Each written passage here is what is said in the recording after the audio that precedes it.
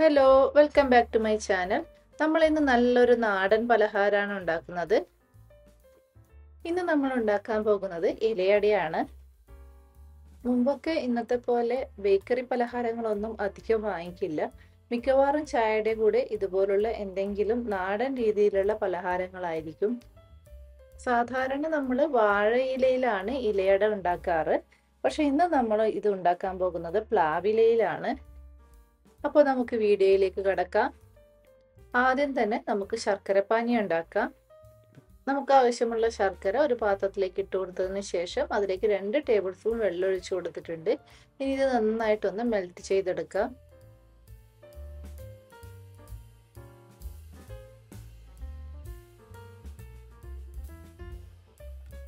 അപ്പോൾ ഇത് ശർക്കരയൊക്കെ നന്നായിട്ട് മെൽറ്റ് ആയിട്ടുണ്ട്.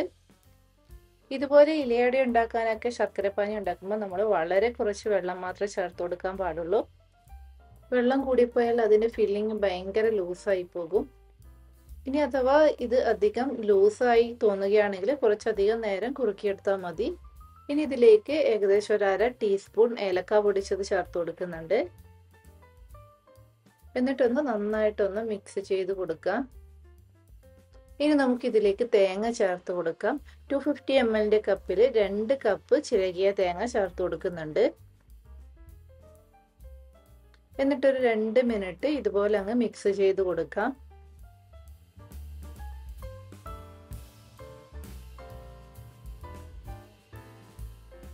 അപ്പോൾ ഇതാ നമ്മുടെ ഇലയടയ്ക്ക് വേണ്ട ഫില്ലിംഗ് ഇവിടെ റെഡി ആയിട്ടുണ്ട്. ഇനി നമുക്ക് സ്റ്റൗ ഓഫ് ചെയ്യാം.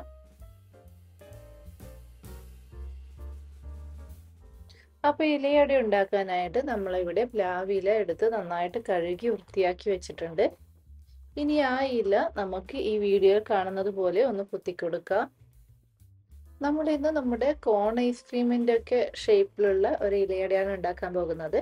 അപ്പോൾ അതുകൊണ്ടാണ് ഈ ഒരു ഷേപ്പിൽ പ്ലാവില മടക്കിയെടുക്കുന്നത്. ഇതുപോലെ നമ്മൾ പ്ലാവില മുഴുവനായിട്ടും മടക്കിയെടുത്തിട്ടുണ്ട്.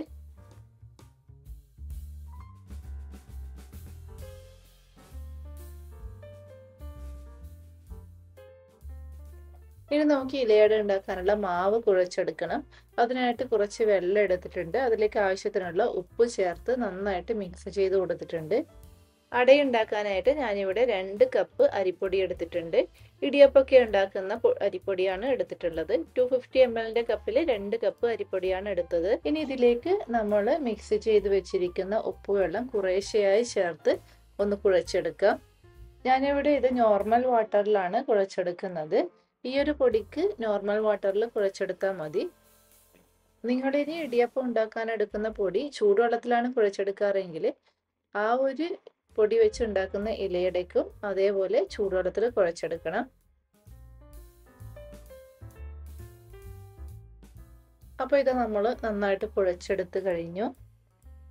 നമുക്കിതുപോലെ ഷേപ്പ് ചെയ്തെടുക്കാൻ പറ്റുന്നുണ്ട്. അതേസമയം കയ്യിലൊന്നും ഒട്ടും തന്നെ ഒട്ടിപ്പിടിക്കുന്നില്ല. ഈ ഒരു രീതിയിൽ വേണം കുഴച്ചെടുക്കാൻ. ഇനി നമുക്ക് ഇലയട ഉണ്ടാക്കാൻ തുടങ്ങാം.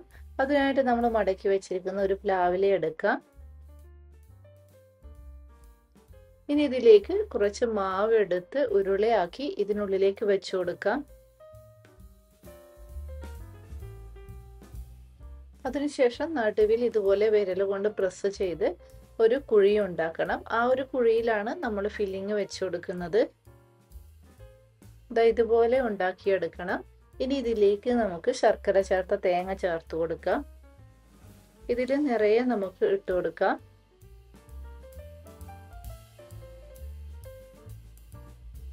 ഇനി വീണ്ടും കുറച്ച് മാവ് എടുത്ത് ഈ വീഡിയോയിൽ കാണുന്നത് പോലെ കയ്യിൽ വെച്ച് ഒന്ന് പരത്തിയെടുക്കണം. ഇനി ഈ പരത്തിയ മാവ് കൊണ്ട് നമുക്കിതൊന്ന് കവർ ചെയ്ത് കൊടുക്കാം. ഒട്ടും ഗ്യാപ്പ് ഇല്ലാത്ത രീതിയിൽ സൈഡൊക്കെ നന്നായിട്ട് പ്രസ് ചെയ്ത് കൊടുക്കണം. ഇല്ലെങ്കിൽ ആ ശർക്കരയും തേങ്ങയും ഒക്കെ പുറത്തേക്ക് വരും. ഇതുപോലെ നമുക്ക് ബാക്കിയുള്ള മാവും ഒന്ന് ഉണ്ടാക്കിയെടുക്കാം. അപ്പോൾ ഇതാ നമ്മൾ കുഴച്ചെടുത്ത മാവ് മുഴുവൻ പ്ലാവിലയിൽ ഇതുപോലെ നിറച്ചു കൊടുത്തിട്ടുണ്ട്. ഇനി ഇത് നമുക്ക് ആവിയിൽ വെച്ചൊന്ന് വേവിച്ചെടുക്കണം. അതിനായിട്ട് ഞാനിവിടെ ഒരു ഇഡ്ഡലി പാത്രത്തിൽ വെള്ളം ചൂടാകാൻ വെച്ചിട്ടുണ്ടായിരുന്നു. അതിന് മുകളിലേക്ക് നമുക്ക് ഈ ഒരു ഇലയട വെച്ച് കൊടുക്കാം.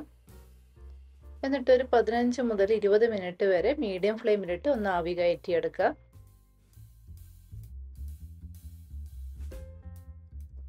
അപ്പോൾ ഇത് ഏകദേശം ഒരു 20 മിനിറ്റ് കഴിഞ്ഞു. നമുക്കിനി ഇതൊന്ന് തുറന്ന് നോക്കാം. ഇതാ നല്ല ആവി പറക്കുന്ന ഇലയുടെ റെഡി ആയിട്ടുണ്ട്. ഇലയുടെ നമ്മളൊരു പ്ലേറ്റിലേക്ക് മാറ്റിയിട്ടുണ്ട്. ഇതിപ്പോൾ നമ്മൾ ഇതുപോലൊരു കോൺ ഐസ്ക്രീമിൻ്റെ ഷേപ്പിലാക്കിയത് കൊണ്ട് കുട്ടികൾക്കൊക്കെ തീർച്ചയായിട്ടും ഇഷ്ടപ്പെടും. ഇതിൻ്റെ ടേസ്റ്റൊക്കെ നമ്മൾ സാധാരണ ഉണ്ടാക്കാറുള്ള ഇലയടയുടെ അതേ ടേസ്റ്റാണ്. ഷേപ്പിൽ മാത്രമേ കുറച്ചൊരു വ്യത്യാസമുള്ളൂ. ഇനി നമുക്കിതിൻ്റെ ഇലയൊന്ന് കളഞ്ഞ് ഒന്ന് തുറന്ന് നോക്കാം. ഒട്ടും തന്നെ ഇലയിലൊന്നും ഒട്ടിപ്പിടിച്ചിട്ടില്ല. അതുപോലെ തന്നെ ഉള്ളൊക്കെ നല്ല കറക്റ്റായിട്ട് വന്നിട്ടുണ്ട്. ഇത് കാണുമ്പോൾ തന്നെ കൊതിയാകും. അപ്പോൾ നിങ്ങളെല്ലാവരും ഈ ഒരു രീതിയിൽ ഇലയട ഉണ്ടാക്കി നോക്കണം. വീഡിയോ ഇഷ്ടപ്പെട്ടാൽ ലൈക്ക് ചെയ്യാനും ഷെയർ ചെയ്യാനും സബ്സ്ക്രൈബ് ചെയ്യാനും മറക്കരുത്. വീണ്ടും പുതിയ റെസിപ്പിയുമായി അടുത്ത വീഡിയോയിൽ കാണാം. അതുവരേക്കും ബൈ ബൈ.